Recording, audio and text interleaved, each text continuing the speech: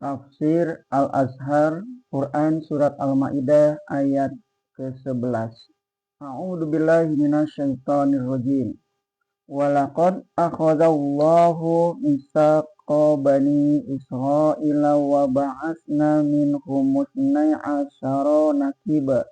Wa qala Allahu inni ma'akum la in aqamtumus salata wa ataitumuz zakata wa amantum birusuli wa azzartumuhum wa aqradtumullaha qardan hasanan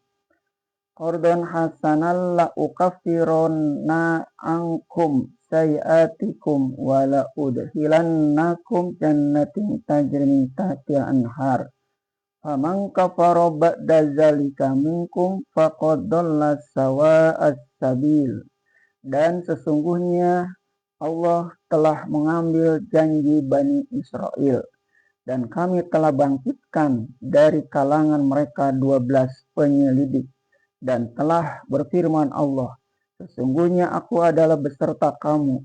Sesungguhnya jika kamu mendirikan sholat, dan kamu mengeluarkan zakat, dan kamu percaya kepada Rasul-Rasulku, dan kamu bantu mereka, dan kamu pinjami Allah dengan pinjaman yang baik, maka sesungguhnya akan aku ampuni kejahatan-kejahatan kamu, dan sesungguhnya akan aku masukkan kamu ke dalam surga-surga yang mengalir di bawahnya sungai-sungai. Lantaran itu, barang siapa yang kufur sesudah yang demikian itu di antara kamu, maka sesungguhnya telah sesatlah dia dari kelurusan jalan. Pada ayat 7 di atas, orang yang beriman disuruh mengingat kembali kepada mereka.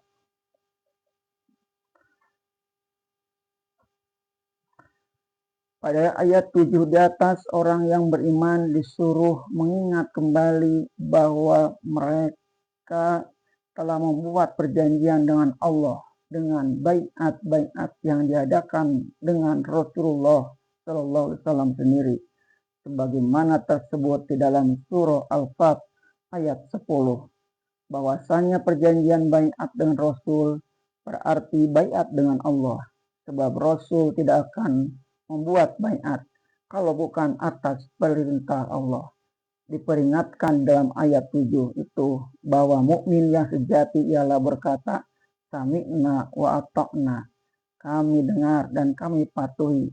Maka ayat 12 ini menerangkan pula bahwa bukan di antara Muhammad dan umatnya saja telah diambil perjanjian Allah, bahwa Bani Israel pun demikian. Dengan sesungguhnya Allah telah mengambil janji dari Bani Israel. Maka dengan ayat ini disampaikan Allah lah kepada kamu yang beriman bahwa Bani Israel pun telah diambil janji mereka dengan perantaraan Nabi Musa alaihissalam. Memang apabila kita baca kitab-kitab yang menurut kepercayaan mereka bernama Taurat itu, terutama kitab Ulangan, banyaklah terdapat perjanjian-perjanjian yang dibuat di antara Bani Israel dengan Allah, bahwa mereka akan mendengar dan patuh pula. Tetapi dapat kita baca di antara pengantar janji-janji itu di dalam kitab Ulangan pasal 4 ayat 6. Maka sebab itu hendaklah kamu melihara dia dan berbuat akan dia, karena dia itu menjadi bagimu akal budi dan nikmat kepada pemandangan segala bangsa. Apabila didengarnya akan segala hukum ini, maka akan katanya demikian, bahwasanya bangsa yang besar ini yaitu suatu bangsa yang budiman dan bijaksana. 7. Karena pada bangsa yang besar manakah ada dewata yang hampir kepada mereka itu, seperti Tuhan Allah, kita seberapa kali kita berseru kepadanya. Ayat 8. Dan pada bangsa yang besar manakah adalah hukum dan undang-undang yang adil seperti segala hukum yang kuberikan kepadamu sekarang ini. Ayat 9. Maka sebab itu ingatlah sebaik-baik dan peliharalah dirimu sangat daripada melupakan segala perkara yang telah dilihat oleh matamu, dan janganlah yaitu lepas daripada hatimu seumur hidupmu. Maka hendaklah kamu memberitahu dia kepada anak-anakmu dan kepada cucu-cucumu. Itulah beberapa rangkaian ayat di dalam kitab Ulangan tersebut buat diiringkan dengan beberapa janji yang lain kepada Bani Israel, supaya janji itu jangan mereka sia-siakan. Dan kami telah bangkitkan dari kalangan mereka 12 penyelidik. Dari 12 kekeluargaan Bani Israel itu, dari masing-masingnya diangkat 12 pula penyelidik atau pemimpin atau penghulu yang akan menuntun mereka dan mengepalai mereka bila berurusan dengan Nabi Musa alaihissalam, atau membagikan perintah agar lekas berjalan di kalangan mereka. Dalam ayat ini disebut 12 orang nakib. Kata jamak dari nakib adalah mukoba. Artinya yang asal ialah orang yang mengorek atau menebus lubang, atau orang yang lalu dari lubang. Sekali waktu bolehlah disebut penyelidik, sebab dia menyelidiki kemungkinan-kemungkinan yang ada dan membongkar rahasia yang tersembunyi yang dari luar dengan mata biasa tidak tampak. Maka di dalam ayat ini dijelaskanlah bahwa Nabi Musa alaihissalam telah memilih 12 orang nakib yang beliau tugaskan memimpin Bani Israel. Satu orang memimpin dalam sukunya sendiri, sebab suku-suku Bani Israel itu 12 banyaknya.